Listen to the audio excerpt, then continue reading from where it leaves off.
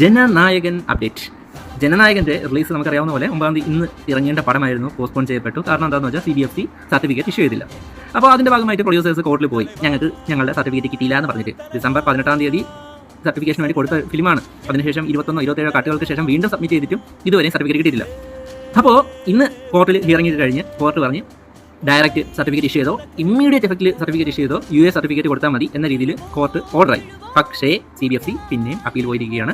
അതുകൊണ്ട് തന്നെ വീണ്ടും ജനനായകൻ്റെ ആ ഒരു റിലീസ് ഡേറ്റ് അനിശ്ചിതത്വത്തിലാണ്. ഇപ്പോൾ ഒരുപാട് റൂമേഴ്സ് ഉണ്ട് ജനുവരി 14 സിനിമയുടെ റിലീസ് തീരുമാനിച്ചു എന്നൊക്കെ ഉള്ള രീതിയിൽ. പക്ഷേ അതൊക്കെ വെറും റൂമേഴ്സ് മാത്രമാണ്. ശരിക്കും വിജയ് പടങ്ങൾക്ക് മാത്രമാണ് ഇത്തരത്തിലുള്ള അവസ്ഥ എന്ന് നേരിടേണ്ടി വന്നിട്ടുള്ളൂ. പണ്ട് കത്തിക്ക് ഈ ഒരു അവസ്ഥ വന്നിട്ടുണ്ട്. അതേപോലെ തന്നെ പുലി, തലൈവ കേരളത്തിൽ മാത്രം ആദ്യം റിലീസ് ചെയ്യേണ്ടി വന്നിട്ടുണ്ട്. അങ്ങനെ പല പടങ്ങൾക്കും ഓരോ പടങ്ങൾ വരുമ്പോഴും ഇപ്പോൾ മെർസലിനോ ബിഗിലിനോ ഏതാണ്ട് റൈഡോ കാര്യങ്ങളോ എന്തൊക്കെയോ വന്നിട്ടുണ്ടായിരുന്നു. അപ്പോൾ ഓരോ പടങ്ങൾ വരുമ്പോഴും ഓരോ സംഭവങ്ങളാണ്. ഇപ്പം പുള്ളിയുടെ ഫെയർവെൽ ഫിലിം എന്ന് പറയുന്ന ജനനായകൻ റിലീസ് ചെയ്യാനായിട്ട് നോക്കുമ്പോഴും ഇതേ അവസ്ഥ തന്നെ. എന്തരാണ്